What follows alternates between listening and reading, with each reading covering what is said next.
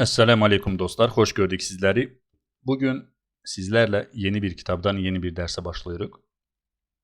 Deməli bizim bugünkü dersimiz Medine Tədris kursu Ərəb dilinin qrammatikası kitabından olacaq. Bildiyimiz kimi bu kitab Azərbaycan dilində mövcuddur. İllər öncə oxuculara təqdim edilmişdi. Burada ərəbcə Durusul Lüğatil Ərəbiyyəti li qeyrin natiqinə biha, yəni ərəb dilində danışmayanlar üçün ərəb dili dərsləri.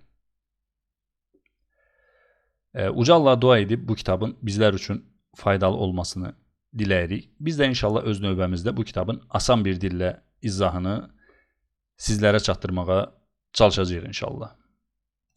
Bizim bugünkü dərsimiz birinci kitabdan olacaq inşallah.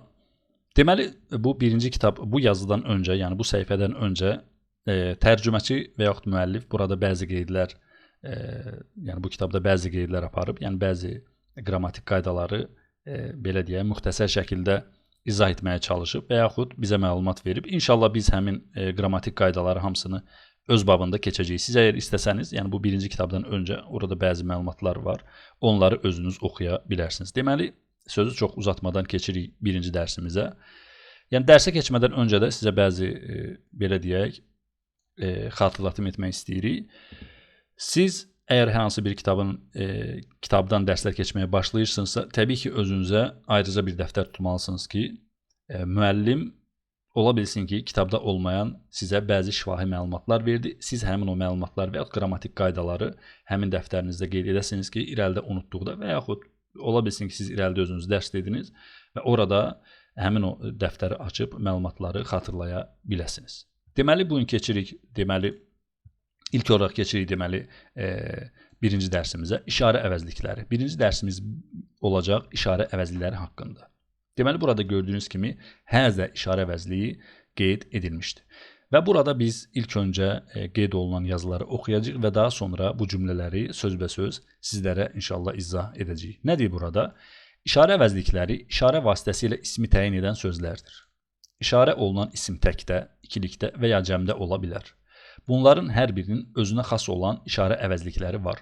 Həmçinin ərəb dilində iki qrammatik cins olduğu üçün işarə əvəzliklərində cinslər də nəzərə alınır. İşarə əvəzlikləri hallanmayan isimlər qrupuna aiddir. Bu nə deməkdir? Gördüyünüz kimi burada bir neçə məsələ var. Deməli, ilk öncə nə deyir? İşarə əvəzlikləri işarə vasitəsilə ismi təyin edən sözlərdir. Yəni, siz bu işarə əvəzliklərindən istifadə edərkən deməli, isimlərə işarə edəcəksiniz. Bu bir kimsələr də ola bilər, yəni insan da ola bilər, qeyri-insan da, yəni heyvan da ola bilər, əşya da ola bilər, fərq eləməz.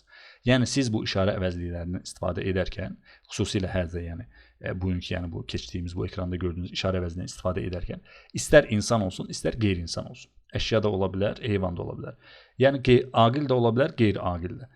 Siz hər hansı bir şeyə işarə edərkən bu işarə əvəzliyindən istifadə edəcəksiniz. Daha sonra nə deyir? İşarə olunan isim təkdə, ikilikdə və ya cəmdə ola bilər. Burada bir qrammatik qayda var. Deməli, ərəb dilində sözlər deməli tək, ikili, yəni cüt və cəm olaraq üç qrupa ayrılır. Deməli, sözlər ya təkdə olur, ya ikilikdə olur, ya da cəmdə olur. Əgər bir şeyin sayı 2-dən çoxdursa, ərəb dilində bu artıq cəm sayılır.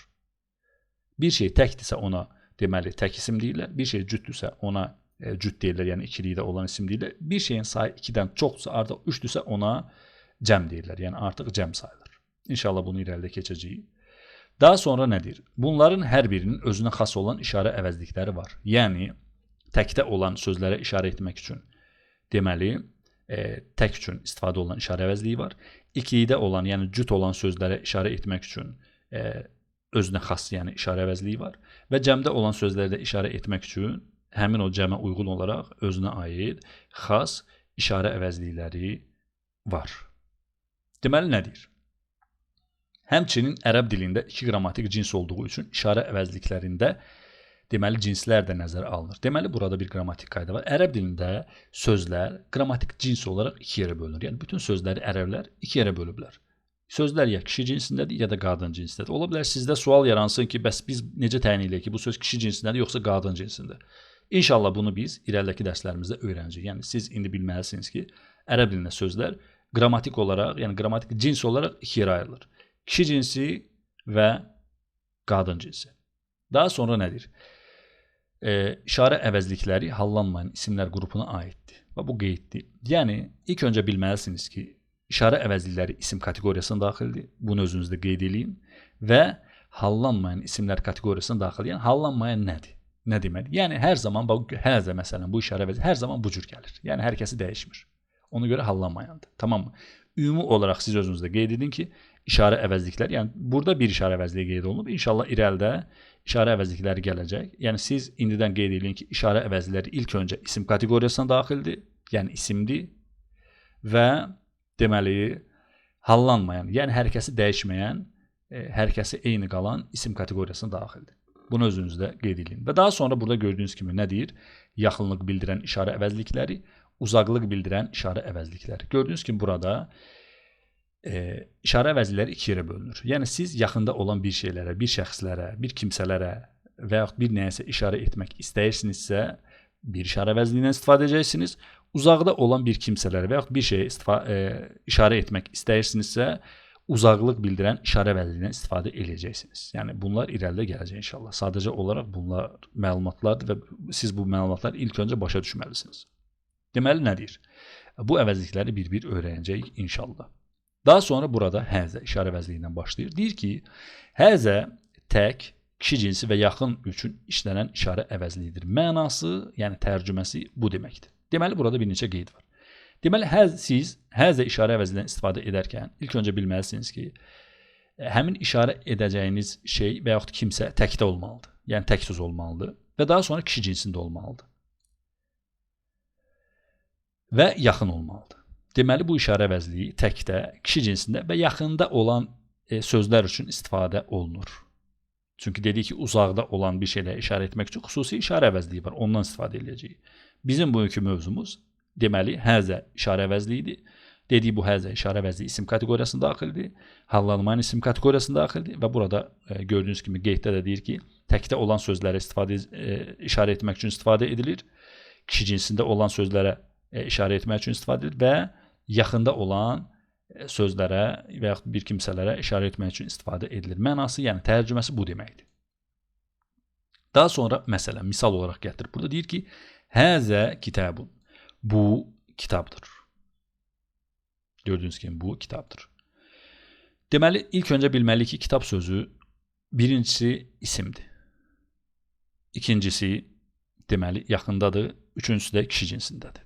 Və yaxud ikincisi kişi cinsidir, üçüncüsü də yaxındadır. Dediyimiz kimi sözlərin kişi və qadın cinsində olmasını təyin etmək üçün inşallah xüsusi dərslər var. Onlar irəlidə gələcək. Yəni bugünkü dərsimiz çox bəsit bir dərsdir. Sadəcə olaraq həzə işarə əvəzliyinin mahiyyətini başa düşmək lazımdır. Nə üçün istifadə edildiyini başa düşmək lazımdır. Deməli, işarə əvəzliyi haqqında olan dərsimiz bitdi. İnşallah indi keçirik sual əvəzliklərinə. Ümid edirəm ki, inşallah sizə burada qaranlıq heç bir şey qalmadı. Əgər hər hansı bir sualınız olarsa, hər hansı bir şey qaranlıq qalarsa sizə YouTube kanalımızda şərh bölümündə yazıb bizlərə bildirə bilərsiniz. Deməli, keçirik sual əvəzlikləri. Gördüyünüz kimi burada qeyd edilib. Nə deyir burada? Sual əvəzlikləri. Deyir ki, sual əvəzlikləri sual cümlələri düzəltmək üçün istifadə olunan əvəzliklərdir. Sual əvəzlikləri həmişə cümlənin əvvəlində gəlir. Sual əvəzlikləri də həmçinin hallanmırlar. Sual cümlələrinin bəzi növləri. Deməli, burada nədir? Sual əvəzlikləri sual cümlələri düzəltmək üçün istifadə olunan əvəzliklərdir. Deməli, siz bir kimsəyə sual vermək istəyirsinizsə, mütləq şəkildə, belə deyək, ərəb dilində sual cümləsi düzəltməlisiniz. Və ərəb dilində sual ədatları var ki, hansı ki, siz onu həmin o sual ədatlarından istifadə etməklə həmin cümləni düzəldə bilərsiniz. Daha sonra nədir? Sual əvəzlikləri həmişə cümlənin əvvəlində gəlir.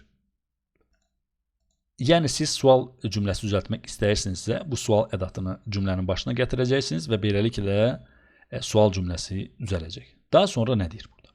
Deyir ki, sual əvəzlikləri də həmçinin hallanmırlar. Yəni, sual əvəzlikləri də eyni şəkildə qalır. Yəni, hallanmır. Bunu belə də qeyd edin. Daha sonra nə deyir? Sual cümlələrinin bəzi növləri. Burada gördüyünüz kimi birinci həmzəni qeyd edib, tərcüməsi m, mi, mu, mü deməkdir. Deyir ki, buna oxuyaq inşallah, daha sonra izah edərik. Həmzə. M, mi, mu, mü sual həmzəsi. Yəni, buna sual həmzəsi deyirlər. Sual ədadı da deyirlər. İlə başlayan cümlələr. Yəni, bu sual həmzəsi ilə, buna əlif də deyir, belə deyək, bəzi tələbələr. Problem deyir, əlif də deyə bilərsiniz, sual həmzəsi. Ancaq qrammatik olaraq sual həmzəsi adlanır. Gördüyünüz kimi bu sual həmzəsinin tərcüməsi m, mi, mu, mü deməkdir və inşallah indi belə deyək, misallar qeyd olunacaq. Deyir ki, bu sual həmzəsi ilə istənilən cümləni suala çevirmək olar. Yəni siz sual vermək istəyərkən bu sual həmzəsini cümlənin başına gətirəcəksiniz və beləcə sizdə sual cümləsi düzələcək. Daha sonra nə deyir? Deməli, sual həmzəsi ilə başlayan cümlələrə cavab verərkən nəam, bəli və lə, xeyr cavab ədatlarından birini istifadə etmək lazımdır. Yəni siz bu sual ədatı ilə bir kimsəyə sual versəniz və yaxud bir kimsə sizə bu sual ədatı ilə sual versə, siz ilk olaraq, yəni siz təsdiq eləyirsinizsə, məsələn bir kimsə sual verir ki, sizə sual verir ki, siz tələbəsinizmi? Məsələn siz əgər tələbəsinizsə, deyirsiniz ki, nəam, bəli, ondan sonra cümləyə davam edirsiniz, mən tələbəyəm. Yox, əgər tələbə deyilsinizsə, deyirsiniz ki, lə, məsələn, inkar eləyirsiniz və daha sonra mən tələbə deyiləm deyə cavab verirsiniz. Yəni bu sual ədatına ilk öncə verilən cavab ya nəam olur, ya da lə olur. Yəni burada qeyd olunan yazının deməli izahı budur. Daha sonra nə deyir? Məsələn, yəni misal olaraq. Əhəzə kitabun cavabı deyir ki, nəam, həzə kitabun. Deyir ki, əhəzə kitabun, bu kitabdırmı? Cavabı isə bəli, bu kitabdır. Gördüyünüz kimi belə deyək, həmzə sual ədətindən istifadə olunarkən bunun cavabı nəam ilk öncə oldu. Deyir ki, bəli, təsdiq elədi bu.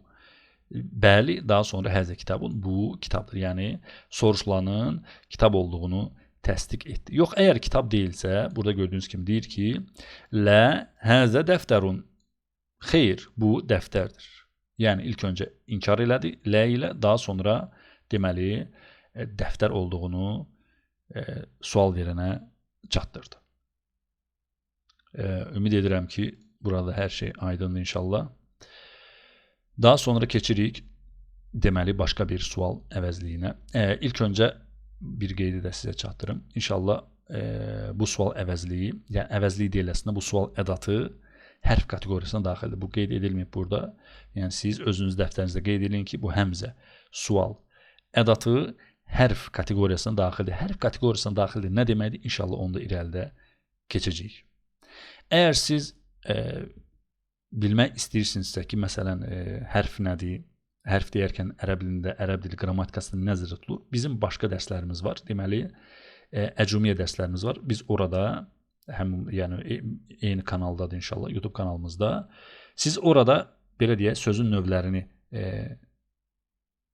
dərsləri var. O dərsləri izləsəniz, ilk 3 dərsdir. Hardasa heç 1 saat vaxtınızı almayacaq 3 dərs. O dərsləri izləsəniz, isim, feil və hərfin belə deyə mahiyyətini başa düşəcəksiniz və daha sonra Mədinə kitabına rahat bir şəkildə davam edə bilərsiniz. Deməli, bu həmzə sual ədatı deməli hərf kateqoriyasına daxildir. Daha sonra ikinci sual ədatımız və yaxud ikinci sual əvəzliyimiz mə sual əvəzliyidir və tərcüməsi nə deməkdir? Nə?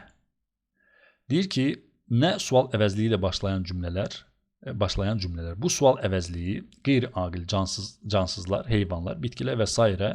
isimlər barədə soruşularkən istifadə edilir. Yəni, siz bu sual əvəzliyindən istifadə edərkən, belə deyək, insanlar xaricində olan bir şeylər haqqında soruşacaqsınız. Yəni, burada heyvan da ola bilər, əşyalar da ola bilər. Yəni, insanlar üçün istifadə etməyəcəksiniz. Siz deyə bilməzsiniz, məsələn, bu kimdir? Bu sual əvəzliyindən istifadə edə bilməz. Çünki bu sual əvəzliyi qeyri-aqillər üçün nəzərdə tutulub. Yəni, insan olmayan varlıqlar üçün. Deməli, məsələn, misal olaraq, mə həzə, bu nədir? Cavabı, həzə kitabun, bu kitabdır. Deməli, kitab burada cansız əşyadır. Kitaba işarə edərkən, deməli, kitab haqqında üzr istəyirəm soruşularkən və yaxud soruşarkən mə sual əvəzliyindən istifadə edəcəksiniz. Daha sonra nə deyir? Mə sual əvəzliyindən həmçinin həm aqil, həm də qeyri-aqil isimlərin mahiyyəti, keyfiyyəti barədə soruşarkən də istifadə olunur. Məsələn, məl kitabu kitabı nədir və ya məl müdərrisu müəllim nədir? Burada, yəni siz deyə bilərsiniz ki, necə oldu? Siz bayaq dediniz ki, mə sual əvəzliyindən yəni qeyri-insanlar üçün istifadə edilir, yəni insanlar üçün istifadə edilmir. Lakin burada dediniz ki, yəni insanlar belə deyək, aqil. Aqil dedikdə burada, yəni insanlar nəzərdə tutulur. Həm aqil, həm də qeyri-aqil.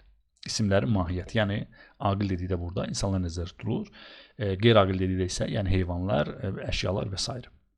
bitkilər və s. Deməli burada gördüyünüz kimi el-müdərrisu burada belə deyək, aqil haqqında soruşulur. Yəni bir insan haqqında soruşulur sanki. Lakin burada insan haqqında soruşulmur. Həmin o müəllimin mahiyyəti, müəllimliyin mahiyyəti haqqında soruşulur. Yəni məl-müdərrisu, müəllim nədir? Yəni müəllimin nə olmasının mahiyyəti haqqında soruşur. Yəni müəllimin kimliyi haqqında soruşmur və ya cinsi haqqında soruşmur. Məl-müəllimu, müəllim nədir? Məsələn, müəllim dərs deyəndir, müəllim tərbiyəçidir falan belə deyə bilərsiniz. Mahiyyət haqqında və yaxud keyfiyyət haqqında istifadə olunur. Yəni sizi çaşdırmasın. Deməli, buradan belə bir qayda çıxır. Mə sual əvəzliyi. Yəni bu sizi çaşdırmasın ki, insanlar üçün, yəni həm aqil, həm də qeyri-aqil isimlərin mahiyyəti, keyfiyyəti barədə soruşarkən istifadə olunur. Bu sizi çaşdırmasın. Siz bir qayda olaraq özünüzdə götürün ki, mə sual əvəzliyi deməli ilk öncə qeyri-aqillər üçün istifadə olunur. Qeyri-aqillər üçün və insanlar və yaxud insanlar haqqında, yəni aqillər haqqında bir şeyin mahiyyətini soruşmaq üçün də istifadə edə bilərsiniz. Lakin bunun əsl olaraq odur ki, bu sual əvəzliyi qeyri-aqillər haqqında soruşularkən istifadə edilir. Daha sonra qeyd. Mə sual əvəzliyi məzə kimi də işlənir. Yəni necə? Burada görürsünüz, ekrana diqqət edin. Mə, bir də məzə. Yəni bu sual əvəzliyi məzə kimi də, yəni bu gördüyünüz formada da istifadə olunur. Lakin ikisinin də tərcüməsi nə deməkdir? Bu sizi çaşdırmaz. Mə, məzə. Mə, məzə. Yəni ikisinin də tərcüməsi məzə deməkdir. Yəni bunlar iki formada olur. Daha sonra üçüncü sual əvəzliyi mən. Tərcüməsi kim deməkdir? Deyir ki, kim sual əvəzliyi ilə başlayan cümlələr. Yəni mən, kim sual əvəzliyi ilə başlayan cümlələr. Bu sual əvəzliyi aqil isimlər barədə soruşularkən istifadə olunur. Yəni ilk öncə bu sual əvəzliyinin tərcüməsi nə deməkdir? Kim? Siz bu sual əvəzliyi vasitəsilə, yəni aqillər haqqında soruşarkən istifadə edəcəksiniz. Yəni insanlar haqqında. Məsələn, mən həzə, bu kimdir? Cavabında həzə tabibun, bu həkimdir. Yəni siz burada artıq kimlik barədə soruşarkən bu sual əvəzliyindən istifadə edəcəksiniz. Yəni bu sual əvəzliyi də deməli bu sual əvəzliyi insanlar üçün istifadə olunur. Az öncə keçdiyimiz mən sual əvəzliyi isə qeyri-insanlar üçün istifadə olunur. Deməli dostlar, bugünkü dərsimiz bitdi əlhəmdülillah. Ola bilər sizdə hər hansı bir sual olsun. Bu, yəni təbii bir şeydir. İnsanda daimə suallar yaranır. Çalışın bu kitabın sizə verdiyi qədərilə kifayətlənin. Yəni bu kitab sizə nə qədər indi, yəni biz bu dərsdə sizə nə qədər məlumat verdiksə, o məlumatlarla kifayətlənin ki, sizin beyninizdə sual işarəsi qalmasın. Əgər hər hansı bir sual işarəsi qalsa, təbii ki, siz dərsi tam olaraq başa düşə bilməyəcəksiniz. Hər hansı dərs xaricində, yəni izah etdiyimiz dərslər xaricində hər hansı bir suallar gəlirsə, inşallah onları saxlayın. Verə də bilərsiniz, problem deyil. Biz onları inşallah belə deyək,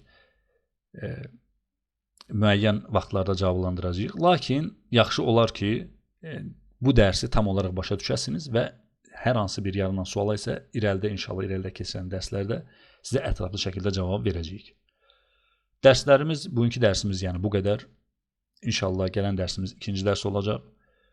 Nə isə başa düşmədinizsə, dediyimiz kimi YouTube kanalımızda yazıb bizlərə bildirə bilərsiniz.